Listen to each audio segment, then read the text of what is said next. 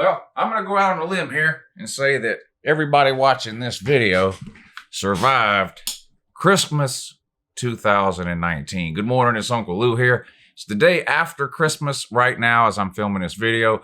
Early in the morning, and Uncle Lou is out here in his brand new Georgia Bulldogs robe. Look at this. Look how comfortable I am. Look at this. Watch out. Look how comfortable I am. Watch this. This is the good life. Anyway, good morning, and that is Uncle Lou here. I'm going to do a series of preview videos this morning, and I'm going to split them into 2 or 3 actual videos. So depending on when you're watching this video and the title of this video, you can skip back a video or 2 or forward a video or 2 to see the other preview and prediction videos for some of the bowl games that I'm going to do today. I'm going to cover all the bowl games this morning in 2 or 3 separate videos that are taking place on Saturday and Monday. I've already done previews of all the bowl games up through tomorrow, which is Friday, because it's Thursday when I'm filming this. Are you confused yet?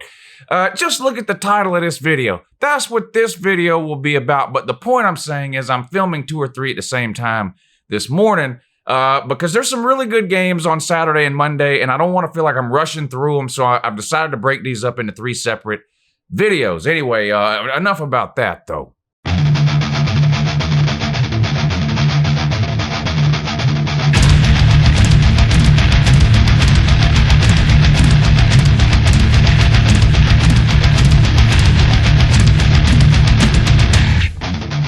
As usual, all the numbers that I use in this video, the over-unders, the totals, the money lines, the spreads, the odds, all those kinds of things are going to come straight from the website over at betnow.eu. There'll be a link in the description of this video. If you click that link, it'll take you to betnow.eu. Now, I've been lucky enough to work with the good people over there for the last couple of seasons now, including this season. They've given me a promo code to let you guys use if you decide you want to get signed up over there and make yourself some money betting on these college football games. Click the link. Go to betnow.eu. When you get signed up, enter the promo code Uncle Lou. That's one word, Uncle Lou, and they're going to give you a bonus on whatever money you deposit. Good luck. All right, here we go. The Fiesta Bowl, right? A college football playoff semifinal. The second one. I've already previewed the first one, so depending on when you're watching this video, you can click back a video or 2 or forward a video or 2 and check out my preview of the Peach Bowl, LSU versus Oklahoma. But coming up today, the Fiesta Bowl, State Farm Stadium, Glendale, Arizona, 8 o'clock, ESPN, Clemson Tigers versus Ohio State Buckeyes. And the favorite is Clemson, favored by 2. I do think this will be a competitive game. If you've already seen the LSU-Oklahoma preview, then you know I talked a lot in that video about the fact that if you look at all the first-round playoff games that we've had, only 1 or 2 have been close and competitive. I'm expecting this one to be one of those type games. I don't think this will be a blowout. In fact, that's probably the only thing that would surprise me about this game is if it ended up being a blowout, regardless of which team wins. Clemson winning by a touchdown or so wouldn't surprise me. Ohio State winning by a touchdown or so wouldn't surprise me. A high-scoring game wouldn't surprise me. A game in the 20s wouldn't surprise me. A blowout by either side would surprise me here. I'm expecting this to be a really, really good game. These are 2 similar teams, in my opinion. Both have been really good all year long. Both are undefeated. I've had Ohio State ranked number 1 in my poll that I do throughout the season since about week 3 of the college football season. If you guys remember, go all the way back to September, right? There were some people doubting Clemson, including me. Not doubting that they would win the ACC or anything like that. That was pretty much a foregone conclusion. But, Trevor Lawrence was committing a lot of turnovers early in the season. They had that close game against North Carolina. And I think the second month of the season was that the 5th or 6th game, something like that. And some people were looking around going, man, even if Clemson makes the playoffs, how are they going to compete with some of these better teams? Well, the second half of the season, Clemson completely turned it around and they dominated week in and week out for the entire second half of the season on offense, defense, and special teams. They looked like the Clemson we were used to seeing from last year. They've got the longest winning streak in America, 15-0 last year, currently sitting at 13-0 this year, having won the ACC title game back a couple of weeks ago. Trevor Lawrence versus Justin Fields. Who doesn't want to see this matchup? This is going to be a good one. 2 quarterbacks out of the state of Georgia. One of them we signed. Anyway, I'm not going to fall down that rabbit hole here. Justin Fields versus Trevor Lawrence. An exciting matchup, I think. Trevor Lawrence, prototypical pocket passer, prototypical pro-style passer, right? If you built a quarterback in a lab to run a pro-style system, it would look like Trevor Lawrence. Well, maybe except for the hair, right, Sunshine? But you get what I'm saying. Tall, elite, world-class arm, can make every single throw. Not a dual-threat quarterback, but mobile, athletic. The guy can run. He can move around in the pocket. That's something that I think Trevor Lawrence honestly doesn't get enough credit for. And I'm not really sure why it is. Maybe it's because he's not, quote unquote, a dual threat quarterback. Maybe it's because he's really tall. So when he runs, it doesn't really look like Trevor Lawrence is running that fast. But because he's so tall, he's eating up a lot of ground in a small amount of time. And like I said, he does have some athleticism and some mobility. He can move around in the pocket. He can extend plays. Is he on Joe Burrow's level when it comes to that? Probably not. But like I said, he makes up for a lot of that with his arm. His arm is absolutely, but he would start in the NFL yesterday. He's that good. Justin Fields, of course, first year at Ohio State after transferring in from Georgia, runner-up in the Heisman, right? And just an unbelievable season, almost 50 touchdowns, only 1 interception, completing 80% of his passes. And he is a dual threat quarterback. So we will see him move around a lot of design runs for Justin Fields. When he gets pressure, he's not afraid to tuck the ball and run. And he's got some elite wide receivers that he can get the ball to, just like Clemson does as well. Now, injury situations heading into this game. Only injury situation that I'm aware of for either team heading into this game is with Justin Fields and his knee. According to Justin Fields, he's at 80 or 85% with his knee, and he had a quote the other day saying he can't really move around like he wants to. Now, again, I know he's had some issues with his knee, particularly in the last month of the season. Hard to trust and believe anything that you hear heading up to these playoff games, though. It could be that Justin Fields is at 50%, and he's saying 80 or 85 to keep Clemson from getting any sort of perceived advantage. Could be that he's at 100% and he's just telling everyone he's at 80 or 85, hoping that Clemson will somehow underestimate him. There's just no way to know. There's a lot of gamesmanship that goes into what players and coaches do and don't say in the media heading into these big games.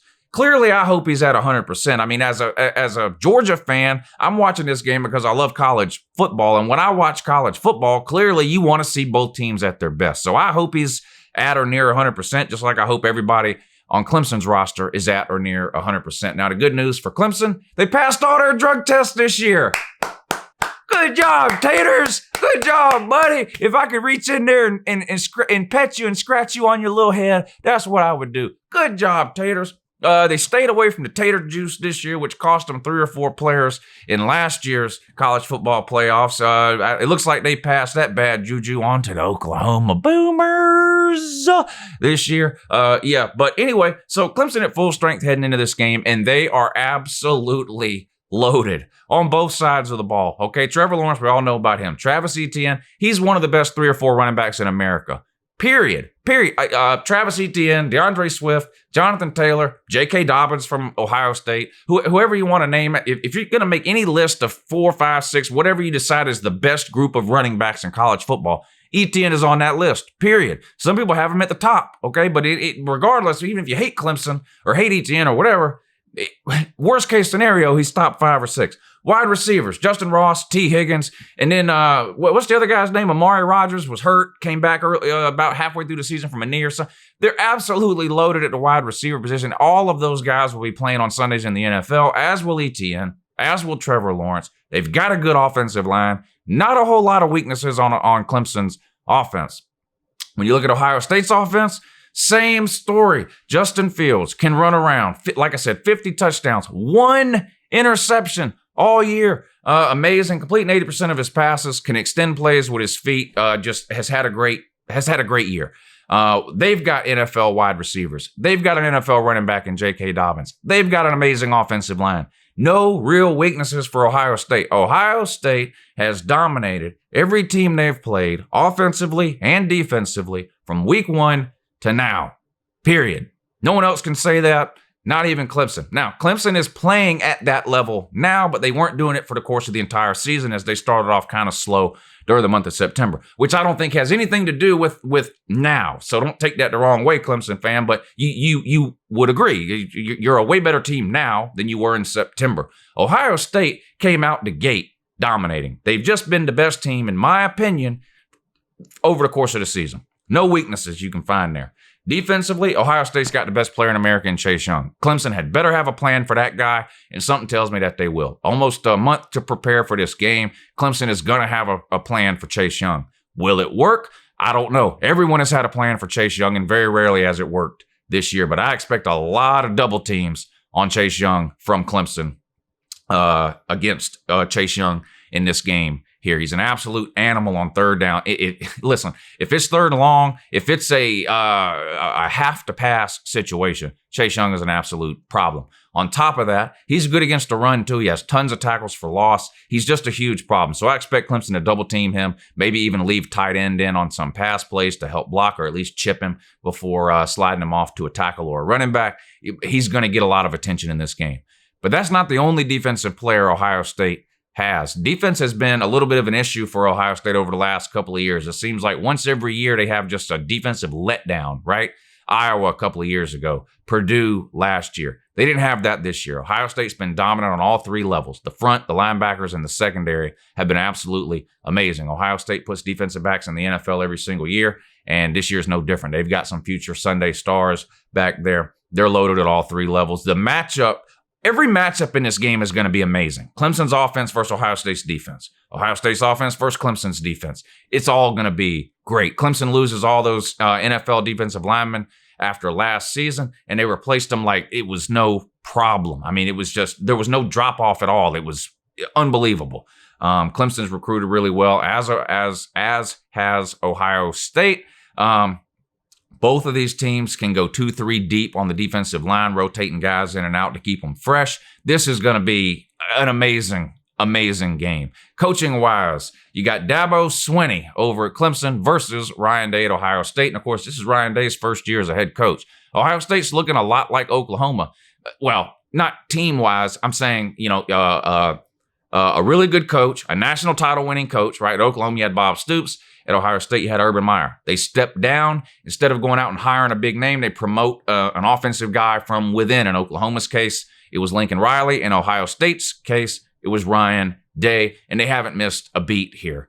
They've just an unbelievable season Ohio State has had so far. But you got to give Dabo Swinney the edge here in experience, both overall coaching experience. He's just been doing it longer, and playoff experience. This is Ohio State's first time in a playoff since 2015, right? Yeah. So nobody on this Ohio State roster has participated in a college football playoff. Maybe you have a fifth-year senior or something on Ohio State who, maybe a walk-on, a third or fourth string type guy that maybe was around in 2015, but nobody of significance on Ohio State's roster has participated in a playoff, including Ryan Day as head coach. Now, like I said, He's been a coach, an offensive coach for a while, but first year as a head coach. So you got to give the coaching advantage, at least in terms of experience here, I think, to Dabo Swinney. On top of that, there's a lot of people that think Dabo Swinney is the second best current coach in all of college football, right? With the first being Nick Saban, and Dabo Swinney has owned Nick Saban over the last 2 or 3 years. So anyway, I'm not getting into a Dabo versus Nick Saban thing. It is an interesting argument to have, and maybe we'll do a video about that in the offseason or something, who's really better right now. But that's not the point here. The point is an experience advantage for Dabo here when it comes to coaches, I think. What else can we talk about here? J.K. Dobbins versus ETN. The team that can run the ball the most here, will that be an advantage? Clemson can throw the ball and run the ball. Ohio State can throw the ball and run the ball. Dobbins, ETN, two elite running backs here. A lot of times when you see games between two elite teams with two good defenses here, the team that ends up being able to run the ball successfully is the team a lot of times that ends up having success. Will that be the case here? Is Ohio State going to be able to run the ball with Dobbins and Fields? Can Clemson run the ball with ETN?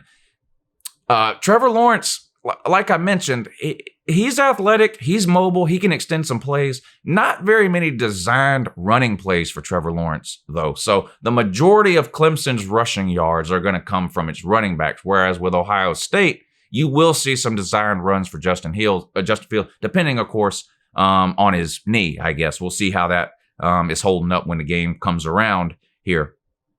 Is this going to be a low-scoring or a high-scoring game? Both these offenses are unbelievable, and offenses tends to be what excites people, right? You watch Sports Center or whatever, you see a lot of offensive highlights, and you've seen a ton from both of these teams. But both these teams have great defenses too. Both these teams are top 5 in total defense, scoring defense, rushing defense, pass defense. Just 2 elite defenses here. Which defensive unit is able to hold up over the course of this game? We're going to see a bend and break. Are we going to see a bunch of field goals? Are we going to see a bunch of punts? Or is this going to be a shootout that someone wins 45-40, 42-37, something like that? Is it going to be that type of game? Is it going to be a game in the 20s? I kind of think it's going to be a game in the 20s, to be honest with you. I really do. These defenses are amazing. And as much as I like watching good offenses too, and I'm high on Justin Fields, I'm high on Trevor Lawrence. I love the wide receivers and the running backs for both of these teams. They both have good offensive lines. Defenses tend to win. When everything else being the same, defenses win a lot of games. And I have a feeling this game may come down to, like I mentioned, who can successfully run the ball and which defense is able to force some punts, force some 3-and-outs.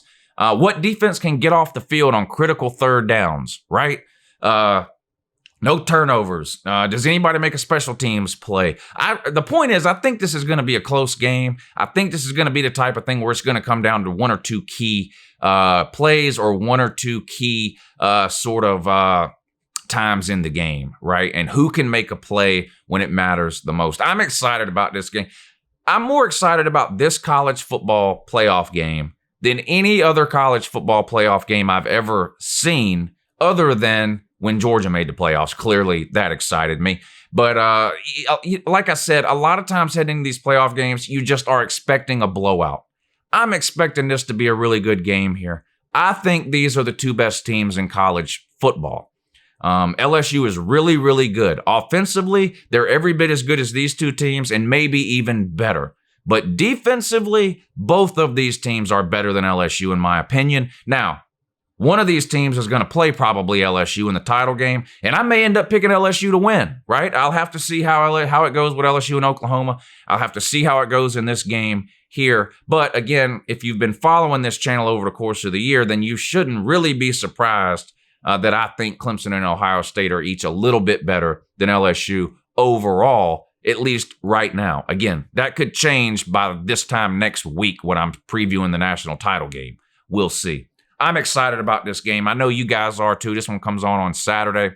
I can't believe I did this. I actually did this whole video, ended the video, started editing the video, got to the end of editing this video, and then realized I never made a pick or a prediction on this game.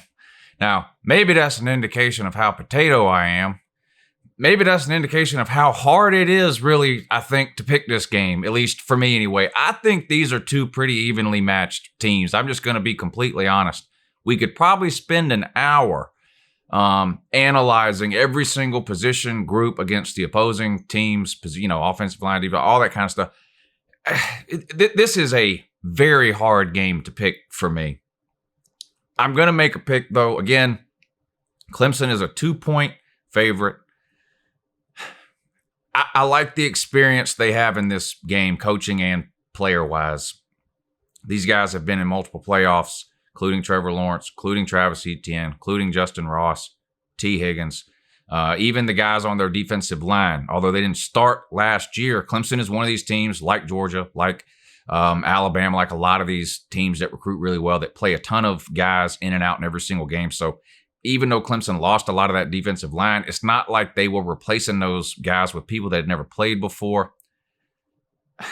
And to be honest with you, I need Ohio State to lose. It's already, as a Georgia fan, this is the worst case scenario for me. Having to watch Justin Fields in the college football playoff. Now, I'm a Justin Fields fan, just like I'm a fan of players like Jonathan Taylor. I like watching good football players play football. I love Justin Fields when he was at Georgia. Maybe this is the first Uncle Lou video you've seen. I don't know. If it's not, if you've been watching me for any amount of time, you know I think Justin Fields should have been the man at Georgia last season in 2018. He's clearly better than Jake Fromm, and I'm not somebody that just woke up to this realization yesterday or last week or last month or even 6 months ago. It has nothing to do with me not liking Justin Fields. I love Justin Fields. This is just the worst case scenario for Georgia. We're sitting at home and we're having to watch a quarterback that we threw away basically in Justin Fields play in the playoffs against a team in Clemson who has another quarterback, Trevor Lawrence, that's from the state of Georgia. It's just a bad look, in my opinion, for Georgia and Kirby Smart and his coaching staff and the decisions that they've made. It's already bad. If Ohio State wins this game and God forbid wins a national title, this story will never die. I need Clemson to win this game. I'm going to go with Clemson here. 2 points is not very many. Could this be a 1-point game? Yeah. To me, if you think Ohio State is going to win this game, you should play Ohio State on the money line and make yourself a little bit of extra money. If you think Clemson is going to win this game, lay the 2. Make the most money you can here. I guess I'm going to take Clemson. Give me the Tigers. Taters? Give me the Clemson Tigers. Lay the 2. Anyway, appreciate you guys watching. Again, I'm doing several preview and prediction videos this morning. I'm filming these the day after Christmas, early in the morning. I'm not sure when these will be uploaded. So if you want to see the preview of the other playoff game, either click back a video or 2 or click forward a video or 2. It'll be in the title. And then I'm also previewing all the games, all the other games that are being played on Saturday and Monday. A lot of good games. So it should be about 3 videos total filmed this morning, spread out over a day or 2 as far as when they're uploaded. But anyway, let me know what you guys think about this game. I think it's a tough one. I appreciate you guys watching. Have a good morning.